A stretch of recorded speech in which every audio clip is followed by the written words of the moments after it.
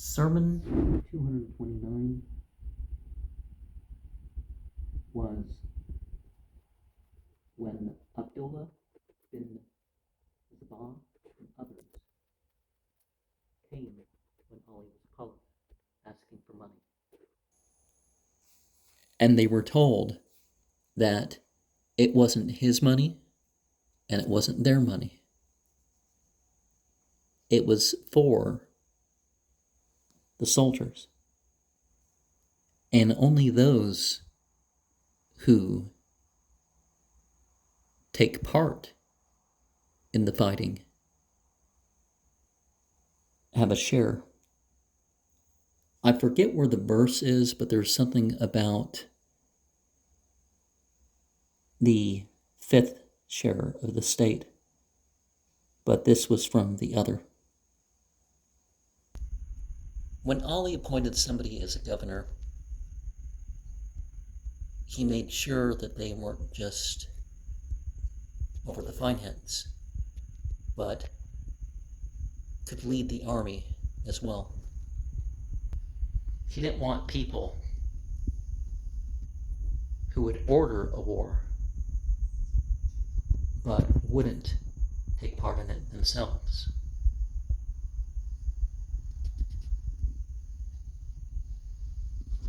And the army wasn't to impose upon the civilians.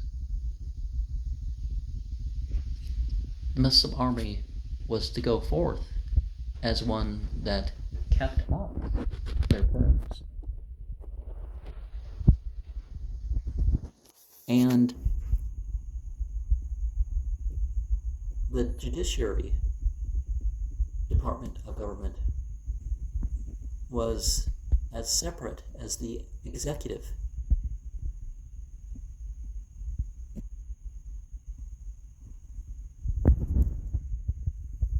And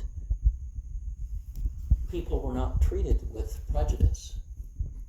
If they exhibited some belief or disbelief or behavior or lack of behavior, they were judged accordingly. And the Christians and the others, you were supposed to make Islam attractive to them. And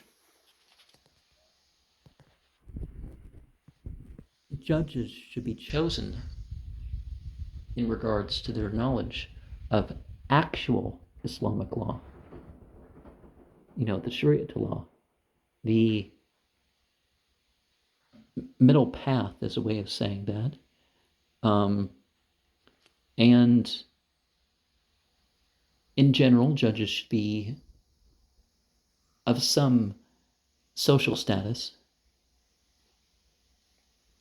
They should be able to manage their emotions. They shouldn't be the sort of person that if they have a bad lunch, they're not going to judge right, or if they get angry at the defendant, they're going to change how their judgment's going to be. And I see this, they even encourage that in my country. If you anger the judge, he's going to give you an extra month or year, or send you to die. When you have to send you to die, he could send you to a sort of protected custody, or at least not so bad here, or not necessarily anyways. And they should have salaries which are such that they're not going to feel like they need bribes or gifts, as some people call it, contributions by special interests and all that stuff. If somebody seems to be greedy, they shouldn't be that. And the court should appeal to the state, not to the public.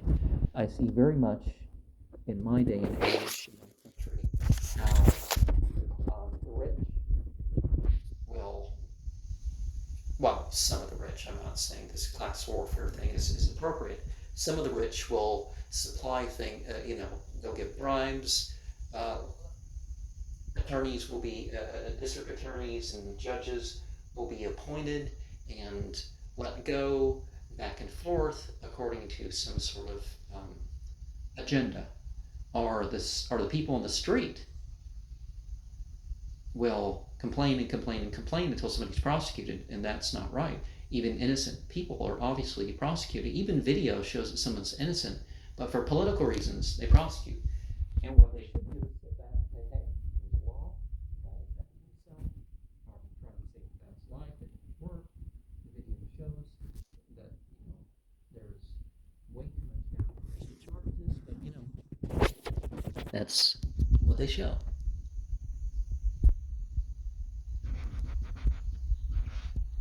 And honored positions do go to judges and other, in seating, do go to judges and other sorts of things.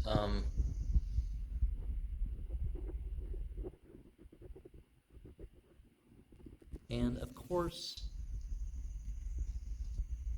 people may criticize the law of Moses or Hammurabi as they're called.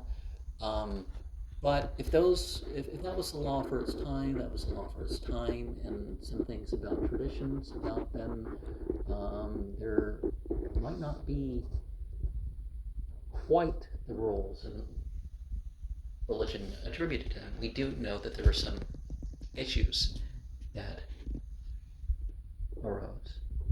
Now, those who are to be rulers, they should be people who actually care about, the people. Now, if they want to but can't for some reason, they took too much some medication when they were younger or whatever the deal was, can't necessarily fault them for that, but you do want people who actually care and have compassion. And when it comes to in court, a believer and a non-believer, they would be treated as the same. You're judged on the situation. And a lot of people's like, oh, well, this is before. No, you're judged on every particular thing. It doesn't matter how many accusers there are or how many cases there are. If you can't prove any individual case, you can't prove any individual case. And an abundance of cases doesn't mean things one way or the other. And shame and guilt over forgiveness and admitting, that shouldn't be in place. Nobody should be treated according to favoritism. No one should be treated according to family or friend relationship of any sort. And if somebody's shown tyranny in the past, they should be excluded. And of course, you want somebody with a perfect reputation of honesty. Nowadays, people do more than lie in jokes, but you don't even lie in jokes. And if somebody is appointed to an office, it's on a watched or conditioned way. And it might be said that you can pay better than the bottom employees at the very least because, you don't want people corrupted, just to fulfill their needs or the needs of their family. You should pay any official of the state more than the bottom wage.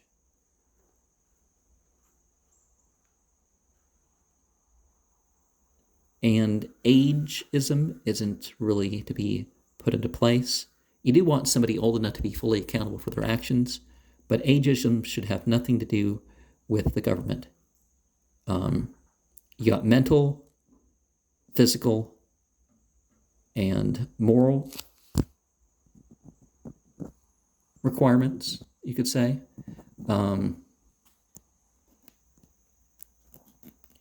And you should make people feel like you have things, in their favor. And if you make an agreement, you don't go against it. If you find out that the agreement is against what God has commanded, that's a different story. But and so a ruler should always be good to the business people. You don't want them to engage in unlawful business, do you? And the physically making stuff should always be a present thing in society. Like nowadays, we worry about machines taking over. It's like at least have people managing the machines. Stores try to get you to use the self-checkout so they don't have to hire as many people to run the cash register and stuff. And it's like they should have things set up,